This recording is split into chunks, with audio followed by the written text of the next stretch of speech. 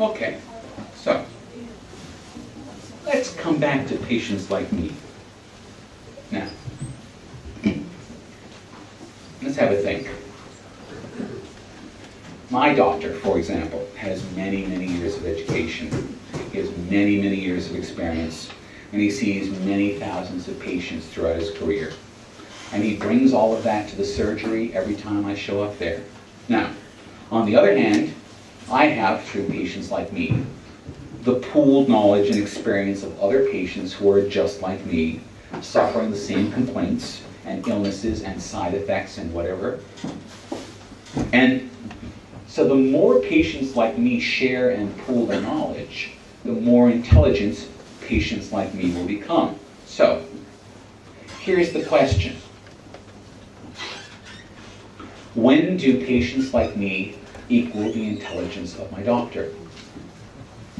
If there are 1,000 patients like me, well, no. My doctor sees something on the order of 1,000 patients in a year or two. 10,000 patients? No. Doctor's probably going to see that many patients over the course of their lifetime. Well, what about 1 million patients? What happens when there's 1 million patients like me? And how does my doctor react to this challenge to his authority? Now, before we get stuck too deep into the thickets of medicine, let's go for a completely different example, this time drawn from education. Back in 1999, a site launched called teacherratings.com. The idea behind teacherratings.com was that uni students could come in and they could rate their professors. And they could simply say, well, you know, this professor was good, this professor was bad, this professor graded easy, this professor graded hard, this professor gave boring lectures, this professor should not be allowed to teach human beings, whatever it might be. And it started off very slowly, but again, this is a case of hyperintelligence, and knowledge attracts knowledge, attracts knowledge, attracts knowledge. And after 2 changes in ownership and 4 years of time, and by the way, the site changed its name. It's now called Rate My Professors. It's now owned by MTV Networks. And it now has 9 million reviews of 1 million teachers. Let me tell you what's happened.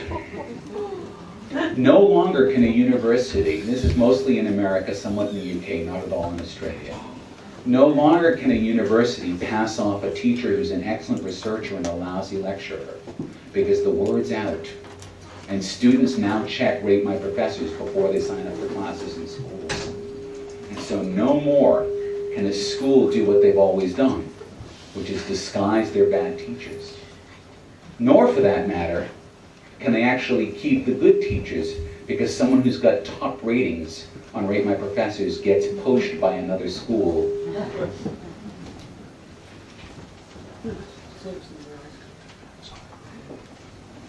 If the pool is deep enough, if the knowledge is broad enough, hyperintelligence transforms itself into hyper-empowerment. This is what happens when people put hyperintelligence to work. They put the facts to work. And here's the unexpected thing, and it's the thing that upsets all of the apple carts. Because, let's face it, if knowledge is power, and we know that knowledge is power, what happens when a hyperabundance of pooled and shared knowledge leads to a group of hyper-empowered people? Now, you can look at the unis and you can ask the question. You can look at medicine and you can ask this question. In fact, you can look at every institution, great or small, and you can ask this question. Because institutions, as we've known them in the age of hyper-empowerment, are done for.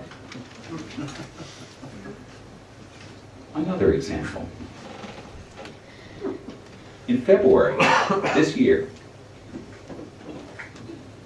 a project launched called the Birds and Bees Text Line in North Carolina. Now, North Carolina, in the amazingly foresighted way of American institutions, has instituted an abstinence-only sexual education policy in their high schools. So the only thing that students learn about sex is that they shouldn't actually have it, which doesn't in fact actually work. So the Birds and Bees text line was instituted as a way for teenagers to be able to text to a number and within 24 hours receive an answer to the question that they were asking. Might be an honest question like, how do I know I'm still a virgin? Or, do I need to use a condom if I'm having sex underwater? Or, I'm pregnant and don't know how to tell my parents. What should I do? Now, this was done with a little bit of grant money and a lot of dedicated people. But of course, it's immediately earned the ire of the Family Council of North Carolina. And whenever you hear the words Family Council, you know the translation for that is religious right-wing wowzers. Now, the Family Council of North Carolina were interviewed for the New York Times about the Birds and Bees text line, and the head of the Family Council of North Carolina went off and said, this is proof positive that parents should completely monitor kids' use of the net and should turn off kids' texting ability on their mobile phones. And they said, this is the kind of thing that disrupts the family. This is the kind of thing that overrules the parental role. And the Family Council of North Carolina is quite right when they say that this threatens the family. The family is an institution, just like any other institution. And as the power of sharing touches all of these institutions, they're faced with a choice. They can open up or they can crumble. And that's true for governments too. That's why the Chinese government shut down access to Twitter and Facebook and MySpace last week. You think they don't know? They know. They know. This is why the government of Iran shut down access to Facebook 2 weeks ago. It was to slow the excitement around a presidential candidate. They know. They know that the power of sharing presents an implacable threat. So they do what they can to slow things down and delay the arrival of the inevitable. Now, if they shut the Birds and Bees text line down, if they shut it down, which they could do, what would happen? Well, I'll tell you what would happen. Motivated people, having seen the example of the Birds and Bees text line, would set one up on their own. It doesn't take a lot of technology. All it takes is the will to do it. And that's because one of the factors, one of the side effects of the world that we live in, where we're all connected together to this giant sharing machinery, is that we're all intently watching each other all of the time. And we're all watching each other for what each other does. And when we find something that someone else does that we like, we copy it. We copy it because human beings are better copy machines than networks are. We're born to copy. It's what we do. And we're all wired together. We're all hyper-connected. And we all practice hypermimesis, watching one another. We watch one another and copy and watch and copy. So, here we are, right now in 2009, watching one another and pooling our knowledge and pooling our power and copying our behaviors.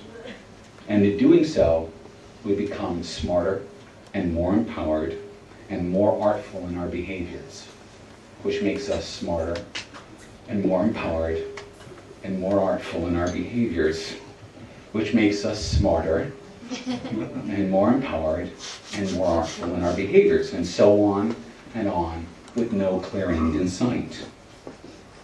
But as we grow into empowerment, institutions crumble. They change radically or they die horribly. It's steam engines when it comes steam engine time, said Charles Fort about a century ago. And the new steam engine is here, and it's changing everything about everything. Thank you.